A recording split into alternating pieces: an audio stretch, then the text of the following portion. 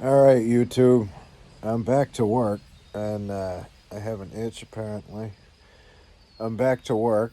COVID. It was a very mild case of COVID this time. It wasn't near as bad as the first time I had it. But in the past 3 days, 4 days, I have framed a bathroom. I have reframed a floor and sistered a bunch of joists. I have cut probably 5 football fields worth of grass. And what else did I do? Oh yeah, I had to take a trash pump and de-water a 220-year-old house. It's a cool house. It is. It's on the historic register of national places. Some something like that. You know what I mean. But that was yesterday. I de-watered the basement with that, and then I installed a new sump pump in there, and had to play all sorts of games with the PVC to make it go out a window, and it was fun, but it was a lot of like, ooh, how do we do this? What else? Today, what did I do? Today I put in a hot tub, like a jacuzzi. I used the backhoe, and I smoothed out the area, and then I graded the area with the transit, and then I compacted the area with we have a little plate compactor, a gas powered plate compactor. All I've ever used is hand tampers, and let me tell you, if you can get a hold of a gas powered plate compactor, grab that thing, because that was quite nice. After I got that in, I just started. Um, there's like there's like 5, 6 buildings on the farm that I work at, and they all need to be power washed.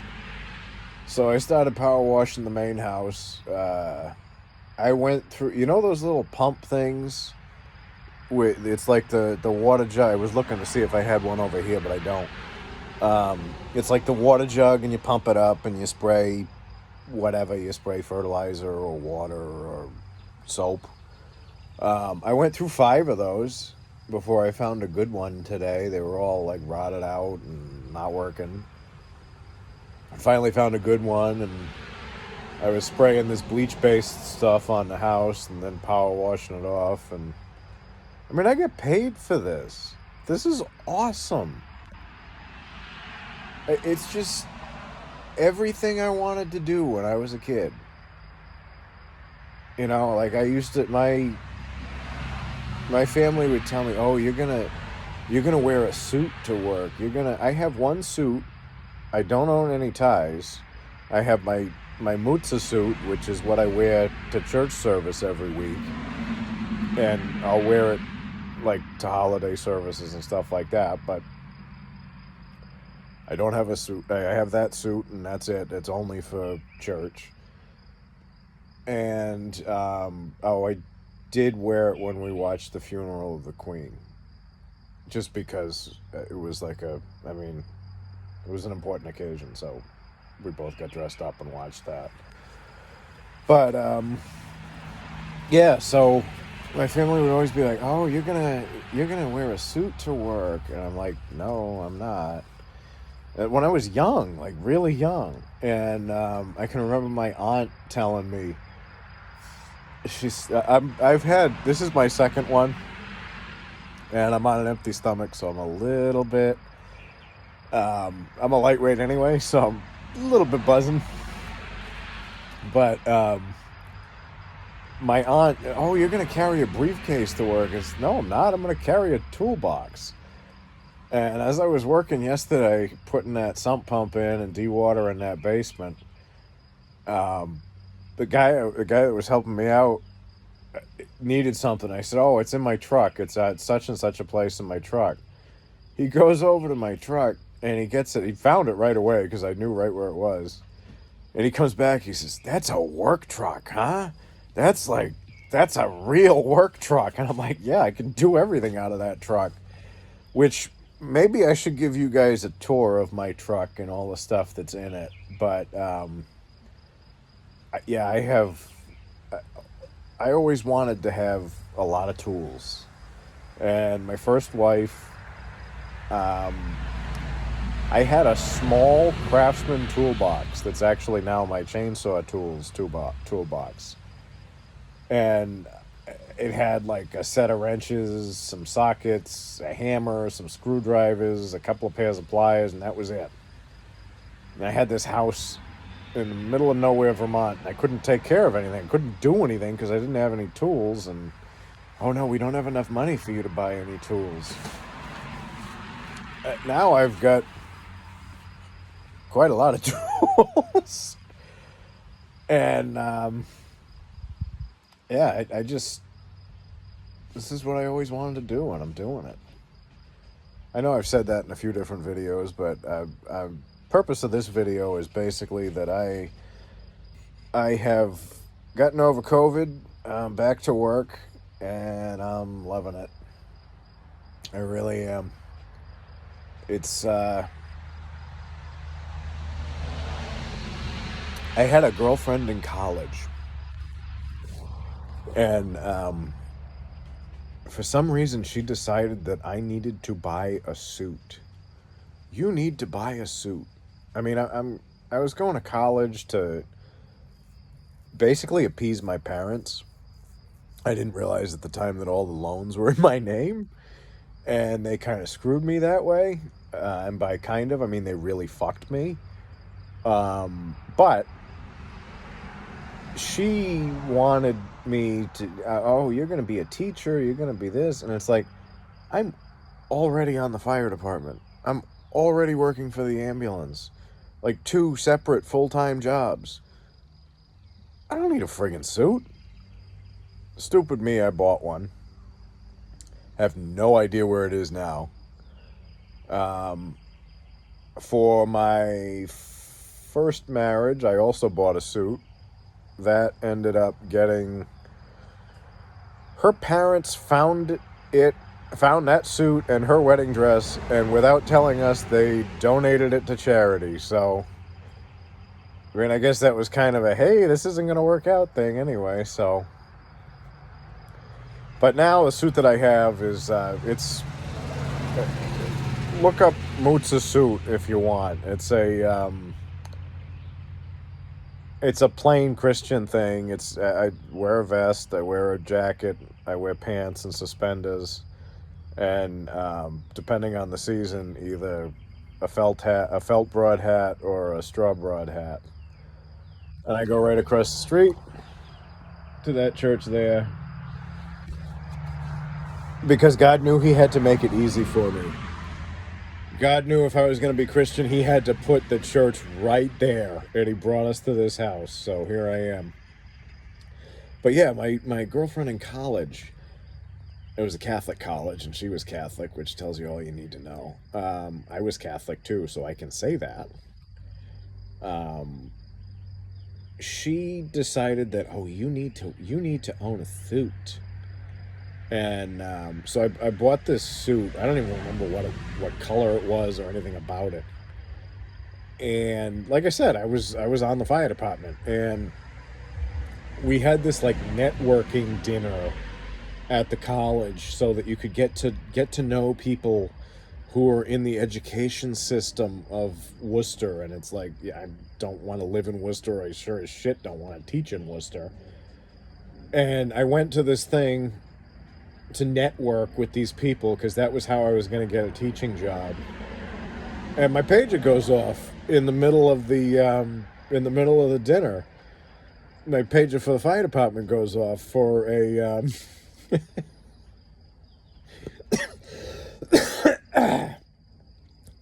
it ended up being an electrical fire, but it came in as smoke in a building. So I'm like, fuck this. Take off. I'm in my suit and tie. I get there, I pull my tie off and throw it on the floor, get rid of my suit jacket, I jump into my biker gear, and I go out to this fire. Spend about 4 or 5 hours there overhauling and ripping down ceilings and shit. Looking, that's what overhauling is. If you ever hear a firefighter say, oh, we were overhauling for a while, you go in with big long hooks. I was a ladder guy for that fire department. And you take these big long hooks, and you rip the ceilings down, you rip the drywall out of the walls and stuff, because you're looking for the fire. You're making sure it's out. So I ended up doing this, and the people that I was supposed to be networking with, I guess, complained that, oh, he just took off in the middle of the dinner.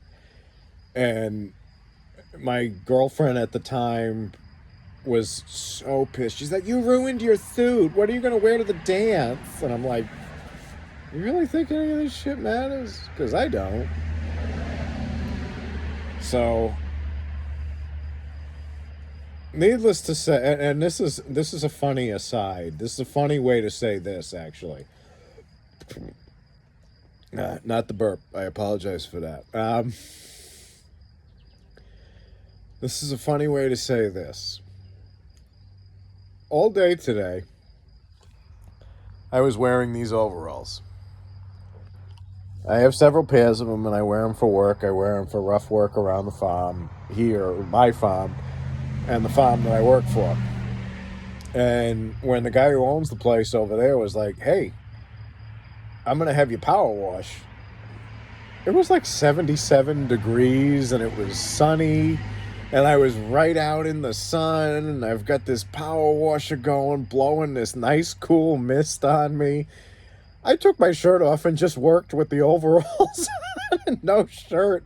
Nobody batted an eye. It's like, these are my people. This is where I belong.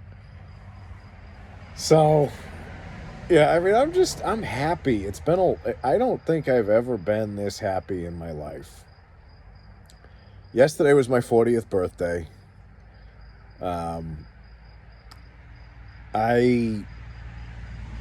I feel like I'm older. Like I come home and I'm tired, but it's taken me all this time to get to the life that I wanted when I was in like grade school. And God works in really strange ways. Like when we ended up at this house, my father had been dead for about 4 months. And the guy who owned the house that we moved, actually, what was about 5 months now. It was 5 months because he died in April and we moved in September. And the guy that owned the house was a long-term family friend. Like, I'd known him since elementary school. I'd known the family forever. And 5 months after my father died, he's like, yeah, you guys got 2 weeks to get out of here. I'm like, okay, fuck you. And we looked at a couple of houses. We looked at one down in the southern part of the state. I forget where, South Kingston, something like that. And the guy's like, yep. We signed the paperwork, and it's like, yep, we're going to move in. And like 3 days later, he's like, I'm selling the house. It's like, okay, so we've had two houses sold out from under us. We looked at another house that it was not going to happen. We were renting at the time. We ended up here because it was literally the only place we could end up. It was all that was left. And it's like the perfect place for us. So we walk in, and there's this couple that they were just scum bums. Like they were gonna offer to the landlord, look, we can buy this house from you for this amount of money, so that you don't even have to rent it. But they didn't want to because there was a little bit of water in the basement. I have since made the basement dry with hydraulic cement. It's not hard. And there was another woman who she had clearly just gotten divorced, and it was her and her mother, and they were looking at the house, and it was like, I need somewhere to live.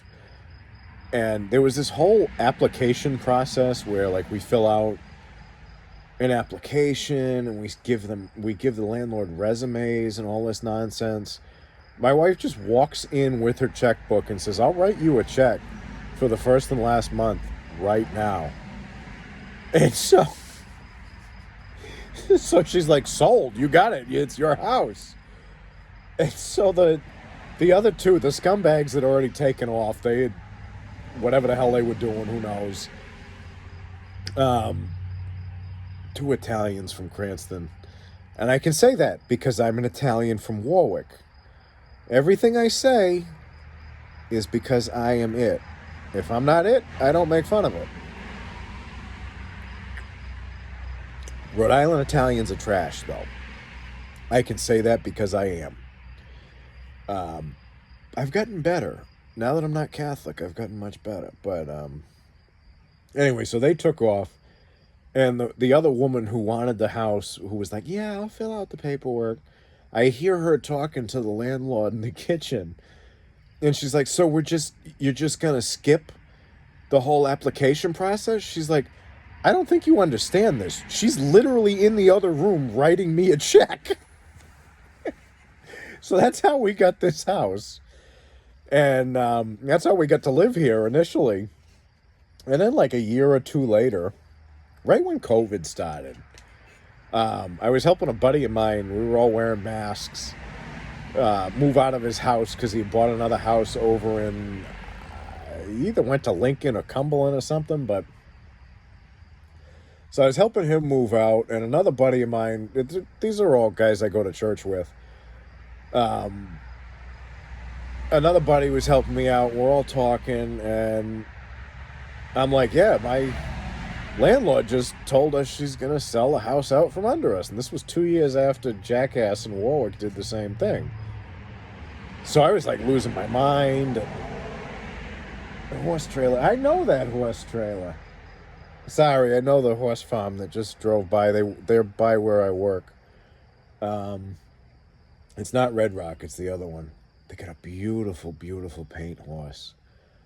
Oh, like something out of a Louis L'Amour novel. It's just a beautiful beauty of a horse. And we've got horses at the farm I work for. But this one's gorgeous. Oh, so beautiful. Anyway, so she says to my wife, the landlord says to my wife, I've got to sell the house. I can't afford the upkeep with it. And so my wife says to her, just give me a little bit of time.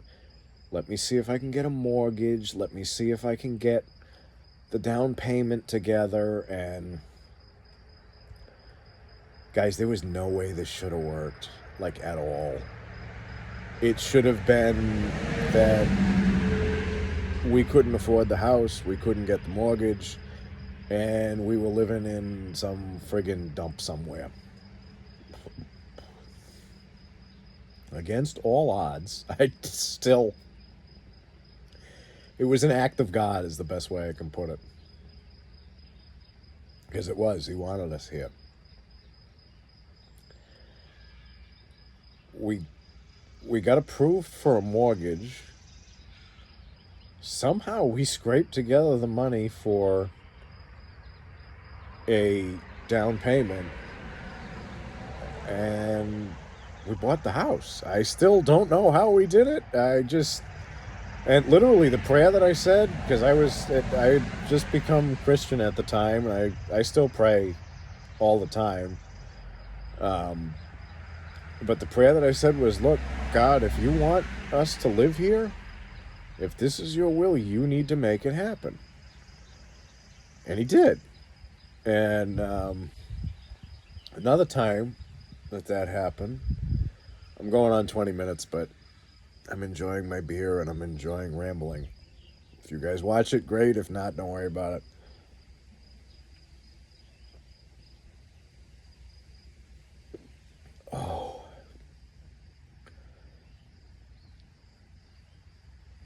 Oh yeah. That's good. I love Miller High Life. So, another time that happened actually with this job that I've got now. I don't know if I told you guys this story. If I did, just, I don't know, stop the video. I was plowing part-time for the DPW, for the town DPW. And I still do that. I'm on call for like if there's a major project or it snows or there's an emergency with like trees down and stuff. They call me up, I go in and I'll snow plow, I'll cut up trees, I'll basically do whatever they ask me to. Operate equipment, whatever. So I was doing that, and I had applied for a more steady job with this place. With this place about 45 minutes north of here, called. Actually, I don't know if I can say the name, but it's I don't know what the rules are with saying something about a place online. Yes, I burped. Get over it. I'm drunk.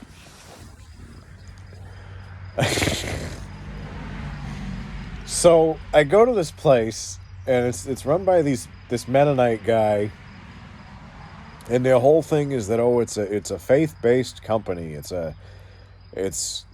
rooted in Christ and all this. So I'm thinking this is perfect for me. I mean, I'm a Christian. I'm glad to be a Christian. The place I worked before that, the shed shop, the shed making place, the son of the owner and I would actually have Bible studies together at lunch. So that's like right up my alley. That's like my thing, right? I don't have to worry about people just being, I mean, I swear, I know that. I've sworn in this video. But I don't want it like all the time, you know? Like I don't want to hear like F, F, F, F, F all the time.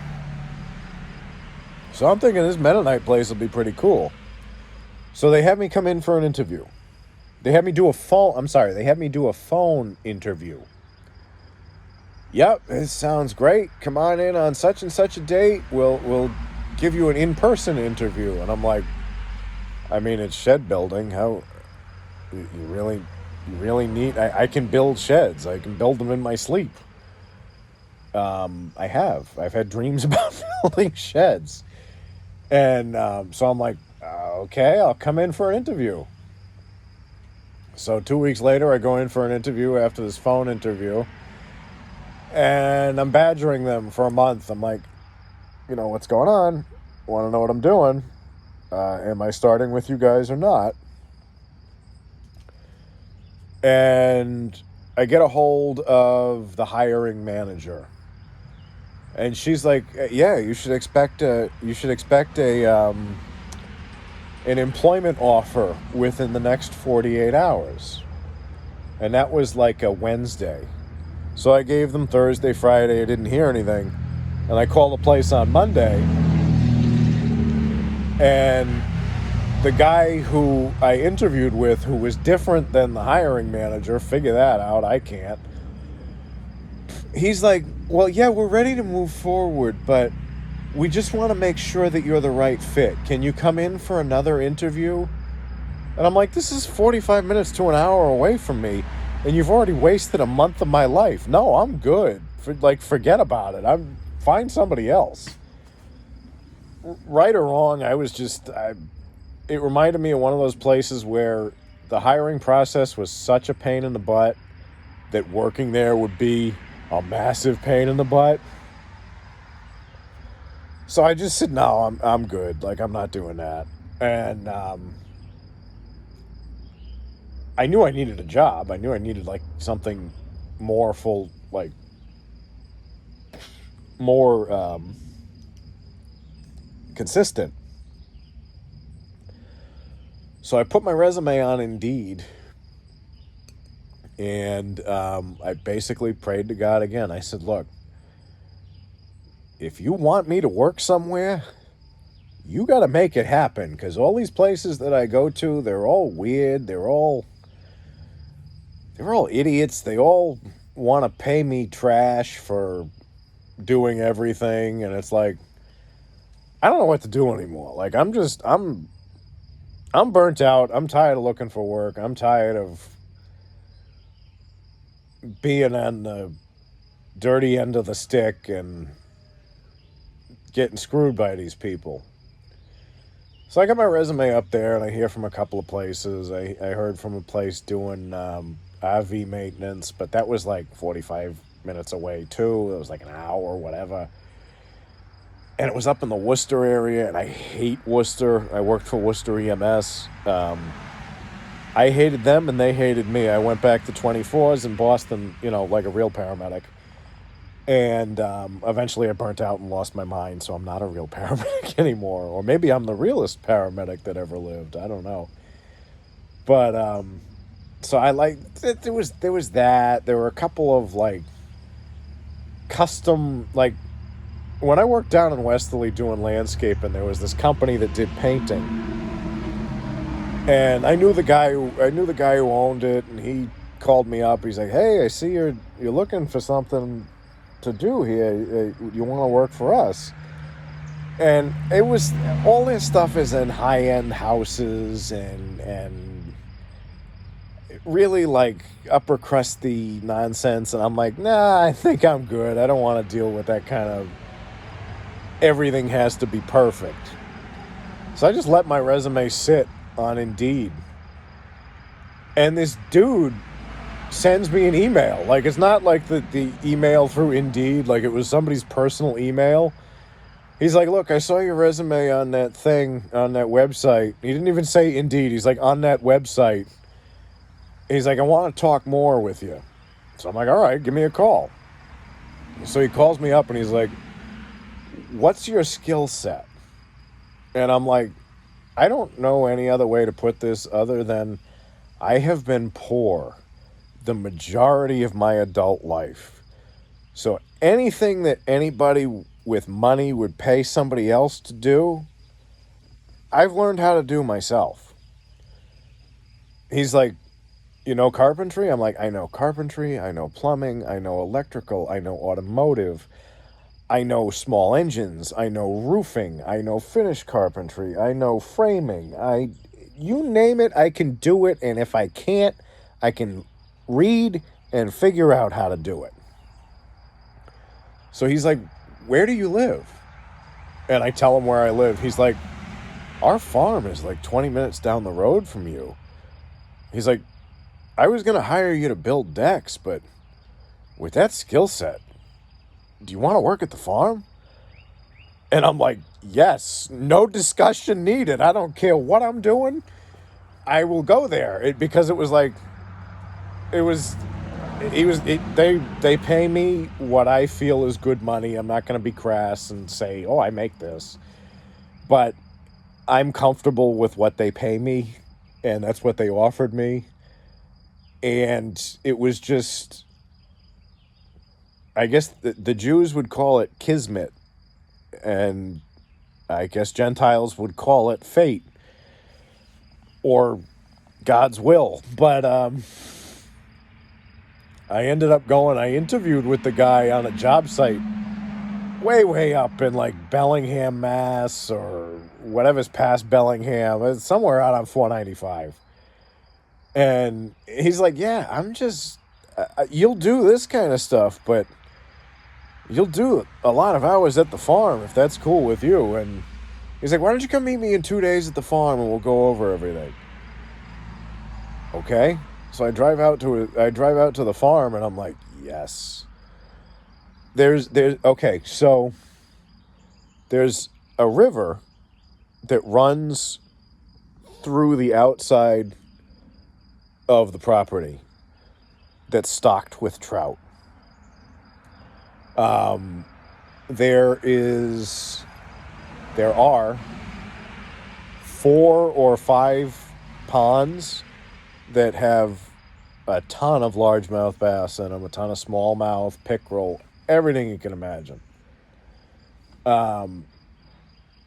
There's those ponds you can also duck hunt in because they're perfect for it. They're like the little puddles where the ducks will come in. Oh, it's nice. I watch them come in every morning. I'm just waiting for October. There's turkey all over the place. Now I live in an area where I can go deer hunting. Like I can go out in my backyard and shoot deer if I want. I can shoot deer, I can shoot rabbit, whatever I want. It's a rural area. But if I strike out here, I can go to that farm, and that's part of being employed there. If you're employed there, you can hunt, you can fish, you can camp wherever you want on the property. And I hit the jackpot with this place, guys. I really did. And this week kind of kicked my butt. Like I did a lot, and I worked hard at a bunch of different types of projects. But the fact that I can do all those projects and get the same paycheck for them from the same people, I can't. I mean, like, I'm not going to find this anywhere else. This is God saying, all right, you trusted me. I'm going to give you this. And he certainly did. Anyway, I've rambled for over a half an hour now. I have a little bit of my second beer left. I do need to take a shower. So this is just me rambling. I hope you guys enjoyed it. I'll get back to like the gardening videos and the carpentry videos and the do-it-yourself and the tools and everything. I'll get back to that. I will. I've been sick with a couple of different things, the diverticulitis, then the COVID, so I've been kind of... Wasn't really purpose of making videos of me sleeping. My garden is way behind, and I'm going to tear out all the weeds tomorrow, get everything together, and next weekend, when we get 2 more paychecks, we're going to put all the vegetables in. Although I might do the Three Sisters plots in there this weekend. I'm burping a lot.